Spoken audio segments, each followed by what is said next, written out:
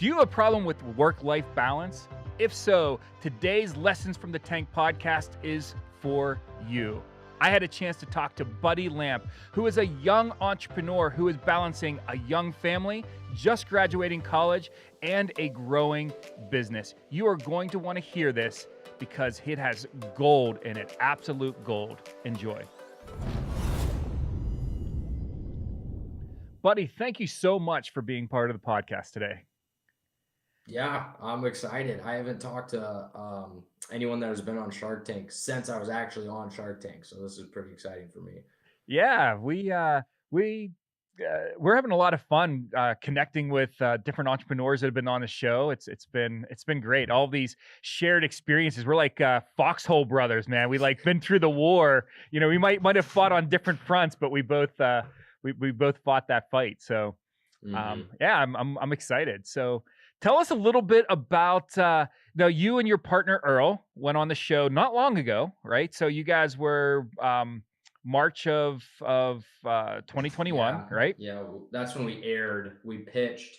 I think it was September Hmm. of last year. So it's almost been it's been over a full year since we were down in Las Vegas and we pitched. So tell us a little bit about well, first of all, tell us about your product. First of all, I thought it was freaking ingenious, but Yeah, you got to share. this is so Earl and I have always been coming up with goofy ideas on how to make money. I was kind of always his sidekick. He'd come up with the ideas. He was really he got into drones before drone videography was even thought of in the agriculture world. And we're in Iowa, so he was out flying drones for farmers. I was helping. He was flipping homes in our small town before that was thought of as something a regular Joe would do, would buy a home and flip it themselves. He was doing that and I was helping. So, he came up with this was his wildest idea was to put a six pack on a pair of bibs because when we go to Iowa State football games and Iowa football games, people are wearing their striped bibs to support their team. And I just thought it was hilarious. I was like, heck yes. I was a sophomore in college. I was making funny videos in my free time. I was going to school for advertising and entrepreneurial studies. And he was going to come to me anyway, but it was just kind of like, hey, help me with marketing and advertising with this. And then it just slowly tumbled into I became part owner. But yeah, it's a pair of bibs with an insulated six pack cooler on the chest. There's actually a bottle opener on the top chest, with a magnetic koozie. So it's just kind of a fun drinking themed apparel, but it's also a pair of bibs. So the blue collared folks out there love it because they actually wear it out to work. So, Out and to that is, work. yes, they'll wear it to work. It's hilarious how creative these workers are with pockets that we put on these bibs that are meant to hold drinks and store drinks, but they use them for tools, power tools, putting screws, holding screws, nails. It's awesome seeing how creative they are. So it turned out from being a kind of a gag novelty gift to, hey, these function as a pair of work bibs when you're on the farm, and then you can wear them out socially too. So you guys were and it's funny because you remind me of a friend of mine in high school. We did the same thing. It was like we were always doing something to make money. We were selling flowers for Easter and Mother's Day. We were Mm-hmm. making t-shirts for the high school teams. We were DJing on the it was just, you know, And, and we're from a small town, so it was like, oh, there's Buddy and Earl. Who knows what they're doing, what they're trying to sell today. It was kind of became a shtick we had going, but yeah, finally stuck with one. And I tell you what, this was the one that probably the locals thought was the most ridiculous and had the least amount of legs to stand on, but we rolled with it. So, so you create this product, right? hmm What you guys thought was a gag type of thing. hmm Start putting out some funny videos, hmm and then what happens? So did you guys um, apply to Shark Tank, or did Shark Tank reach out to you? Well, we were actually on Barstool Big Brain when we only had a prototype. And for people that don't know, Barstool Big Brain is basically a copycat of Shark Tank, just with Dave Portnoy, the owner of Barstool Sports, John Taffer, who's on Bar Rescue, Mm-hmm. and I'm drawing a blank on the other guy. But Mike Repole, whatever. Those were the three guys. And it was just a little version of Shark Tank. We were on that. We only had a prototype, did pretty bad on that. They didn't invest in us, but that was basically a warm up for us to get on Shark Tank. And we applied to Shark Tank. They did not contact us. And I like to brag that we went 2 for 2. I applied to Barstool Sports once, I applied to Shark Tank once, and we got on both of them. And I think that's mostly because of our story of being from a small town and having a hilarious product. Well, it is, and you guys have personalities too, which is certainly important. I mean, these are they're shows, you know. I mean, they have to get people to view, and if you're boring, or if you have a boring product, I mean, it could be the best product in the world, but if it's not, you know, if it's not something homeowners want to see, or college kids or whoever, you know what I mean, then why put it on? You know, no one's going to watch it. Yeah. So, all right. So you applied. So you know, you get the call. And they're first of all, how many times when you guys were doing stuff, how many times did you hear someone say, you should go on Shark Tank, you should go on Shark Tank, you should go on Shark Tank? It was ridiculous because after we already knew we were going to be on Shark Tank and after we pitched, we kept our mouths shut and everyone just like, yeah, you guys should be on Shark Tank, you should apply to Shark Tank. And all we could think about in the back of our head was, we are on Shark Tank. So like me and Earl would be out and about, and when people would leave the room, we'd chest bump and be like, yeah, man, I can't wait to drop the bomb on these guys that we're going to be on Shark Tank. They're going to lose it. So yeah, it's constantly being told that. So, you know, I have to tell you, that is the worst secret in the world to keep. And for those of you that are listening, you have to sign a pretty serious contract with Sony Pictures when you go on the show that pretty much says if you let this leak, they're going to take your company, your firstborn child, you know, your shoes. Like it's serious. Like it's no joke. And Joe might know that. Earl and I didn't. We're on Shark Tank. We knew we couldn't say we were going to be on Shark Tank. We just flipped through the papers and just signed them. Ink, pen, got it. We sent the contract to our attorneys, and our attorney and they make it really clear. Like Sony says, you either sign it or you don't. Like we're not changing anything in here. And our attorneys were like, yeah, we wouldn't sign this if we were you, but you will sign it because you're going to want to go on Shark Tank. So, but yeah, so you have to keep that secret for months. Like you said, you guys were in September and to March. Yeah, and we were June to January. So we pitched there, or you know, we filmed in June and came on it, and it just sucks. I mean, it's 6 long months. And here's what I always tell people, and I know you're interviewing other Shark Tank contestants, so they've probably said this, but even after you pitch, you don't know if you're going to be on the show on TV or not. They just dangle it over you. They're like, we will give you a 2 to 3 week heads up before you air. So then you're just kind of waiting throughout the whole Shark Tank season, like, okay, there's only 4 weeks left. Are they going to say here soon that we're going to be on it? So that was the most torturous part, was week by week just waiting to hear from them if we were going to be on or not. Yeah, and the producers just, you know, because you get to know the producers as you're going through this process, you know, and so I'd like email like, hey, did you guys hear anything? They're like, look, dude, when we hear something, you'll hear something. Like you can, like, we're more than happy to take your phone call, chit chat, we'll talk about the weather, but we don't know any more than you do. And we're like, oh my God, I hate you right now. So many layers to Shark Tank, employees, workers. I mean, there's so many levels to it. When we applied to Barstool Big Brain, it was just, be here at this building at 12 o'clock and have your pitch ready. And we only talked to one person, and they always had answers for us. Shark Tank was tough getting answers. Yeah, absolutely. All right, so you guys were in Vegas because of COVID and all that stuff. So you guys went to Vegas. You guys had to quarantine for a couple weeks. You couldn't go out. Man, miserable. We were out in LA, so we got to go to the beach, and not to brag or anything, but I wish big difference. Yeah, I wish Earl was on here with you, because Vegas is his favorite place. once he turned 21, he went to Vegas every year for his birthday for 4 or 5 years. And he said that was the biggest torture of his life, going to Vegas. And when you land, Shark Tank picked us up from the airport, brought us to the hotel. We got tested right there. They brought us to a hotel room, and then we couldn't walk out of our hotel room for 10 full days. And then once we pitched, we walked down the hallway to where we pitch. They put a little makeup on you, which was embarrassing. I said, I don't want makeup. They said, you signed the contract. And then after you pitch, they walk you right back to your room, and then they say, okay, we can take you to the airport, or you're kind of free to go do whatever. But if you leave the hotel, you can't come back. So it was 10 to 13 days, I can't even remember anymore, of not even leaving a hotel room in Las Vegas. Oh man, like I said, I can't imagine, especially just all the anxiety that goes along with it too. I know what the anxiety was like flying out there, and we pitched on, we ended up pitching on day one.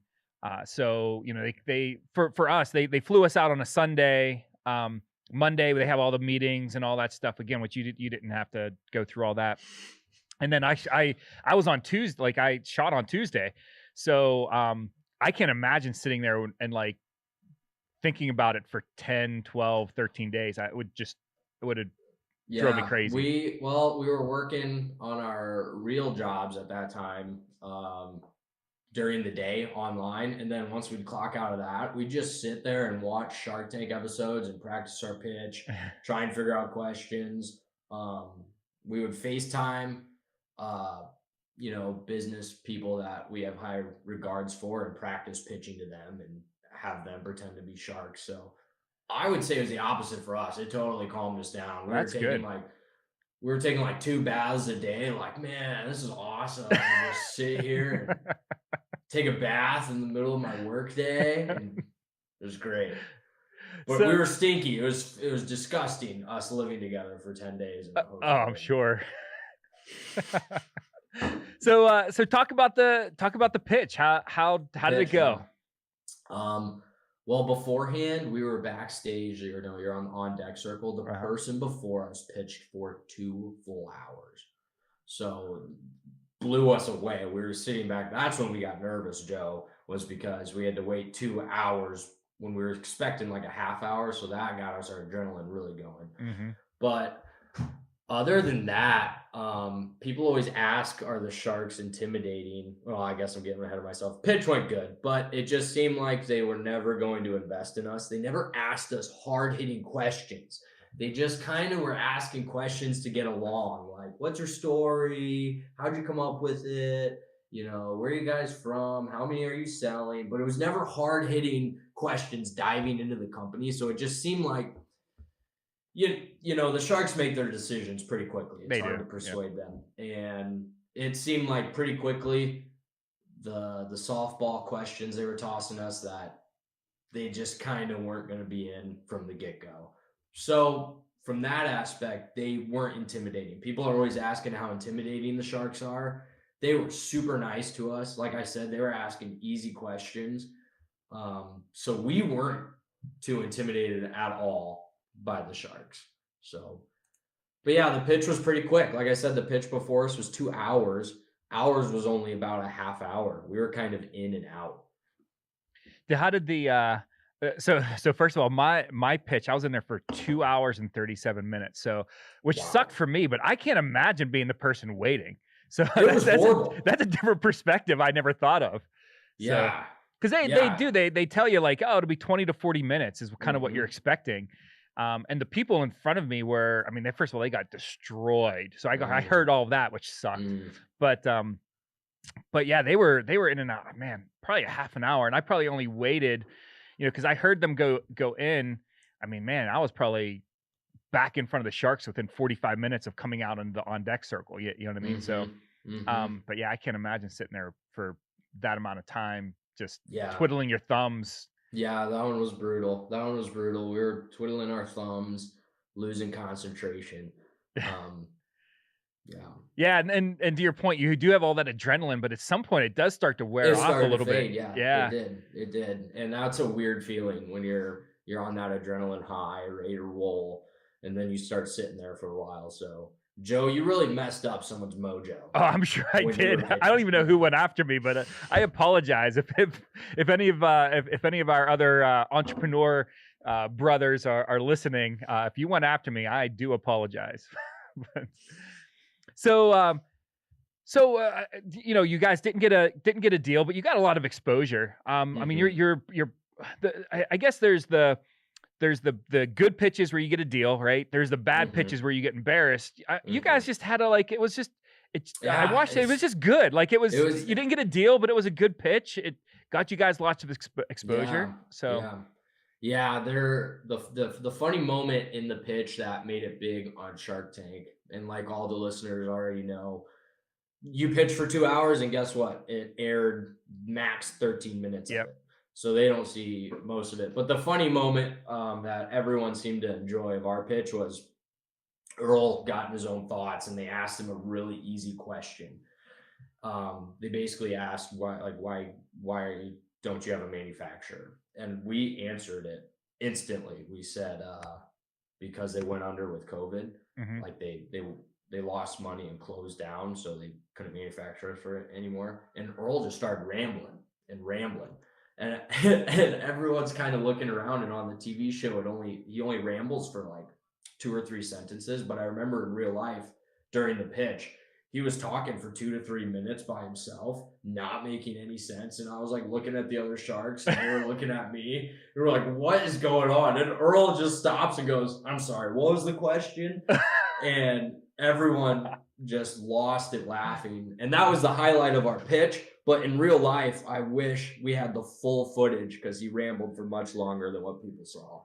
Yeah, and it's interesting too. But to your point, there's tons of footage that they have, and when we go and watch it with the rest of the world, we have no idea what it's going to be like. You Mm-hmm. try to remember what you said, but you Mm-hmm. have no idea. And he I probably thought always that he rambled for like 45 minutes. Yeah, So yeah, and I always thought Shark Tank could make a killing if they just released um, the full footage on another platform and said, "Hey, watch the full pitch here, unedited." Because I mean, we no one ever thought unedited podcast, long form podcasts would take off, and they have. I'm sure so many people would be intrigued to watch your 2 hour pitch, your 15-minute pitch, the full thing. yeah, well, and again, you look at it and you're like, man, there's so much in there that we would be promoting. I'm Mhm. sure in 2 hours, I'm sure I said a couple things that were interesting, other than Mhm. what they put in my Mhm. 13 minutes. But Yeah. uh, but Yeah, yeah, they can really paint you out to look dumb, if you answer a few questions wrong, but you nailed the rest. They could just pick out those few clips. They can paint a picture how they want because yeah, they can edit it down so much. But luckily we were happy with how ours came out. that's great. Yeah. Uh, so so you guys come out, you guys come out of Shark Tank, and I'm sure your sales are doing well after that. And you and I were talking before Yeah. we started on the podcast that, man, there's challenges. You guys kind of jumped into a crazy time to Mhm. be popular. I don't know how Mhm. else to say it. Mhm. So you guys are Yeah. struggling a little bit with some of the global shortages and stuff like that. How important Yeah. is communication and stuff like that with your customers through this time? Communication is huge. We had to right when we were on Shark Tank was March 5th. I mean, that might have been right during lockdowns. I can't remember even when it was, but we basically said, "Hey, if you order now, we're gonna have more inventory in mid-June." We told it was on our website. Right when you opened it up, it said that any orders are delayed to mid-June. When you ordered, you received an email like, "Hey, you're not getting these till mid-June." Then it comes out that they're not going to get there till late July. We put it on our website for next orders. And we're emailing as many people as we could, but our email list is so big it's taking a few days.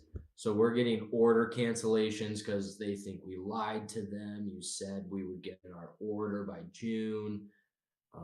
Not our fault. It's just the manufacturing slowed down. The shippings got delayed. They're stuck in ports. Mm-hmm. And then on top of that, we had to delay it again because it got stuck in the ports outside of, I can't remember if this shipment was New York or Los Angeles, but one of the portages was just backed up like a full month or two.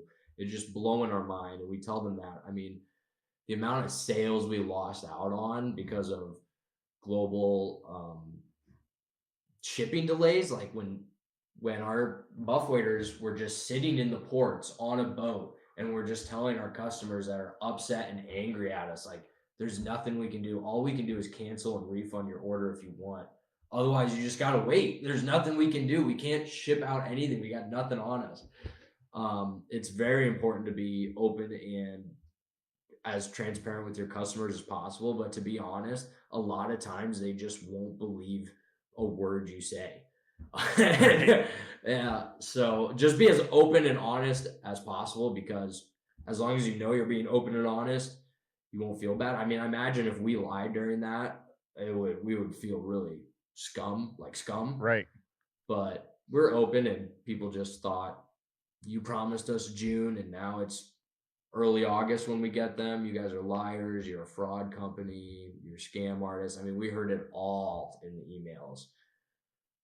And that was stressful, Joe. I would wake up because I would do the emails in the morning. I would wake up stressed out, and it was anxiety. I mean, I said I would get callous over it from all these emails, like telling us we're liars and stuff, but it wears on you opening an email. I mean, people would threaten that they're going to come with attorneys and they're going to meet us in court, and those ones I kind of laughed at. But you're like, come on, man, just we'll just refund your PayPal invoice. Come on, this is ridiculous. You're going to get refunded. We're not taking your money. We're not taking your money. Just tell us what you want. We'll get you taken care of. But yeah, just be honest. Yeah. So, man, that's and it's rough as a young business, going through that. So, man, I applaud you guys for waking up every morning and still opening up your emails. Oh my How gosh. easy would it be just be like, I'm just not doing that today? Like, No, because it was worse, Joe. It was worse because if you did that, then you had double or triple the amount the next morning. So it was just nonstop. Yeah, you had to stay on top of it. But we're finally through it. And it's like, now when I check our inboxes, I'm just as happy as can be. That's great. Mm-hmm. So you're a young guy, right? Just out of, I mean, you've only been out of college for what, a year or so ish, right? Yeah, I graduated May 2020. So yeah, whatever that is. I just turned 24. Man, and now you're in this stage of man, is it time to jump in full time? And this is a stage that a lot of entrepreneurs find themselves in. That stage of, is this my full-time business, or should I still try not to pull any money out and put it in? Like, where's that balance? Because you do, I mean, if you did this full time, you would be able to concentrate on it full time, which then you personally bring more value to the company. But how much more valuable is the money, the capital that you'd be pulling out to be able to survive? So you nailed it, Joe. That's the exact situation I'm in. And I'm in an even stickier situation. So I'm part-time on Muff Waders right now, and part-time have another job. I'm on the edge. Do I go full-time? If I go full-time, I'm going to have to pay myself more and take that working capital from the company that we could use on inventory, on advertising, on just growing the business. Whereas part-time, I'm not taking as much from the company, paying myself, but I'm just working a hectic schedule. Like Monday and Tuesdays, I'll do full hours Muff Waders, and then the rest of the week I'm scrambling to get 3 hours in, and it's the weirdest hours. It's 6 a.m. to 9 a.m. and then it's 9 p.m. to 11 p.m. You just never get on a constant schedule. And what puts me in the weird situation is I have a son and a family. And if I didn't, no offense to them, I would be full blown full time Muff Waders, Uh-huh. and I would pay myself nothing, the bare minimum. But I do have a family, so it's like I have to pay myself. I gotta help feed the family, help pay all the bills, and I have to spend time with my family. If they weren't around, I'd just be dived in, take no money from the company. So I'm in this weird stance. Do I go full time on Muff Waiters and help balance out my work life schedule, but take away working capital from the company? Or do I stay part time and have a very hectic family work lifestyle, but leave that working capital with Muff Waiters? It is just a constant battle I'm fighting in my head. So, It is. I remember when we were developing Flex Screen, I was part time and I wasn't pulling any paycheck. It was, matter of fact, I was putting mm-hmm, money. That was essentially mm-hmm, my money going out. And there was this point of, it's really interesting that with my partners, because I had to bring financial partners in, they made it very clear, like if you want this amount of money, you have to be full time. Like mm-hmm, you have to burn that, burn that ship. You can't go back, type of deal. And so that was really liberating, right? It was really liberating. You're like, oh man, now this is my full time thing. And then from the other side, you're like, holy crap, this is my full time thing. Like my family now depends on this. mm-hmm, Um, mm-hmm. so it is, man. It's a struggle to go both ways. Are you? I went back and forth for a while because I tried to delay it, try to delay it, try to delay it. Monday, I'm like, yes, we're all in. Tuesday, I'm like, no, I'm not going to do this. Yes, Wednesday, so are you going through yes. the same? Or it's kind of the seasons. Mhm. So I know when springtime comes around, our sales are going to be super low. And if I'm full time in springtime, it's going to be really hard for me mentally to see why I'm doing this. Mhm. But we kill it in summertime, fall, winter. So I don't know. Yeah, I'm the same way with you. I'm not more day to day, it's more like seasonally. Yeah, makes Okay, sense. I can go full time right now. I could. And then a few weeks later, I'm like, wow, I cannot be full time on this. I don't know. It's a battle I'm going to be fighting with for a few more months. I know I'm going to stay part time throughout Christmas, Mhm. and I said I will reevaluate it come January 1 and try and make a decision for January 1. Um, so Let's talk about the work-life balance because you brought that up. First of all, I've been I've worked for myself since I was in my probably about your age, my young mhm, 20s, and so my wife is very used to my insanity, right? So mhm, we never had work-life balance, but we did have like work-life, uh, you know, uh, cohabitation. We'll call it mhm, that. You know what I mean? Where some of my mhm, work does spill into my my company, but also my company spills into my personal, you know what I mean? So there we're, or my family, so it's back and forth. Where my son works for me. mhm. Um, do you find it to be a challenge with a young family? I mean, again, you're a young guy. Everybody thinks, man, if you're in your 20s, you can work 100 hours a day. It's what do you have holding Yeah, you down? But you still have a life.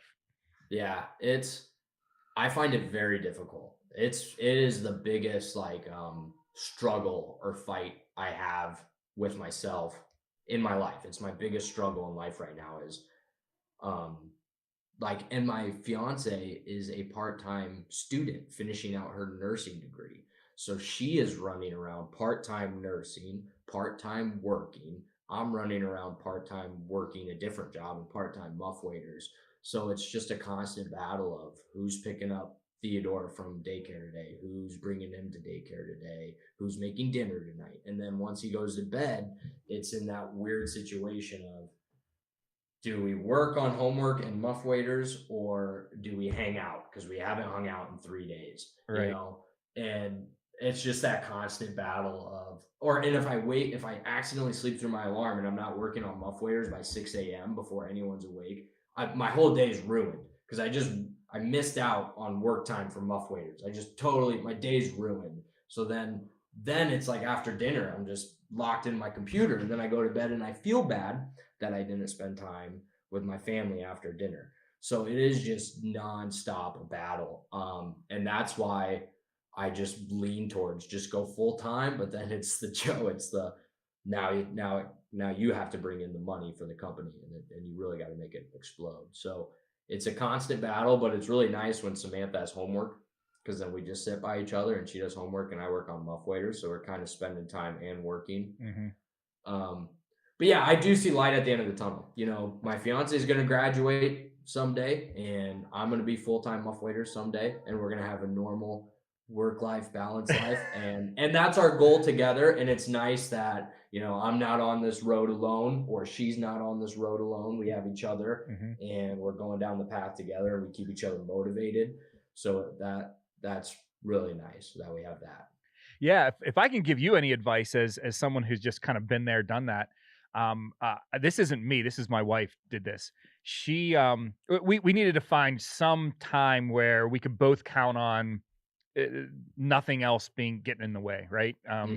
So and again for you guys, maybe it's Friday night date night or something. But she put a line in the sand for Sundays. She's like, you can Hmm. work, you can kill yourself 6 days a week, but Sundays you don't work. And I have, again, through my whole professional career, I've very rarely violated that. Maybe I'd fly out late on a Sunday night or something like that, Hmm. but for the most part, we kept one day as just sacred to us. Hmm. And like, hey, I'll get a work call, and I'm like, just I'm not answering that today. Yeah. Like, if you need me on Sunday, Yeah. you try someone else. And so that was big. Mhm. Because first of all, I'm still married, which is great. Mhm. You know what I mean? Props. Um, but yeah, it is. It's you have to do something because otherwise, what are you doing all this work for? You know what I mean? Mhm. If you're not, Mhm. if you're not, spending time with your son and not spending time with your fiance, Mhm. yeah, it's great to pay the bills, but man, Yeah. who you gonna have dinner with? Yeah. If no one's around because you haven't got to know Mhm. them. So Mhm. Yeah, I do like that idea of every Sunday, and we used to do every Friday, yeah, but she just had midterms, so we got a little busy there. Fall is busy and Christmas is busy. A lot of traveling with family, a yeah. lot to see family, trying to catch up on work when you're not with family, so our life definitely gets more balanced in the like after February and before summer. That's when it's really smooth. But yeah, I you always hear, the elderly and the old citizens, they say just like spend time with family. You got to quit stressing about work. And because when you get old, that's all you're Yeah, just gonna regret not spending more time with them. So I do try and keep that in my mind all the time. it's hard Because to do though, man. When you're in the it thick of it, is. it is really hard to keep that in the back of It your mind. is. It is. I try and look as long term as possible. But then that's the thing. Like if you're looking long term, if you put in the hours now, you don't have to put in the hours in the company in the future, because it's going to be big enough to run itself. So Yeah, sure. yeah, Yeah, that's what I keep telling myself. Someday it'll yeah, run itself. er, But, um, well, anyway, man. Hey, this has been great, man. I really wish you guys the best. So tell us how we can find your product. So, yeah. um, We are online on our own website, www.muffwaders.com. And that's where all our products are. Yeah, you got to order online. I mean, you can find us on Amazon.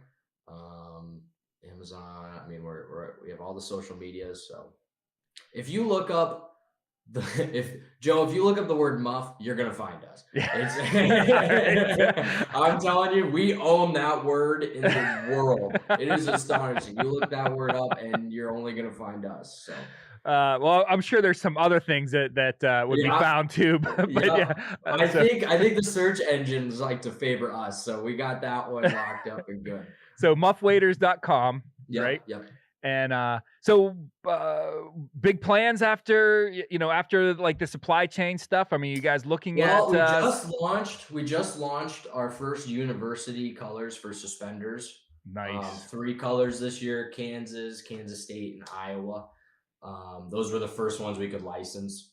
And then going forward, we're just going to keep going with more team colored suspenders for tailgating, and then long term start making the muff waders actually waterproof, make them an actual wader fun little backstory. We came up with the name before we knew how much clothing and textiles would cost, so we couldn't afford them to be waterproof. So someday they will be waterproof. There will be a waterproof version. There's going to be an insulated version. There's going to be a denim version. Long term, we hope to be that, a full blown overall bib company that also has tailgating gear for you. So lots of products down the pipeline. I can definitely see guys out in the stream, waist deep and just reaching in and grabbing a beer as they're fishing. Yeah. We've had plenty of customers say, "Let me know when they're waterproof. Let me know when they're waterproof." So. Well, that's fantastic, man. I wish you guys all the luck in the world. This has been great. I really appreciate your time, and man, good luck with everything. Thank you, and I appreciate you having me on here. I wish Earl could have joined, but he is full time in another company, so. He's got other stuff to do. We'll do it again sometime. Maybe we can hook up. Follow-up action. Yeah, absolutely. Yeah. Cool. Cool. All right, man. Well, have a great one. And thanks again for being on the show. Thanks, Joe. Thank you so much for tuning in to another episode of Lessons from the Tank. If you got value from today's podcast, we encourage you to subscribe to the podcast so you're notified when a new episode is posted. If you'd like to support our podcast, we encourage you to review it and share it with a friend. Thank you, and we'll see you on the next episode.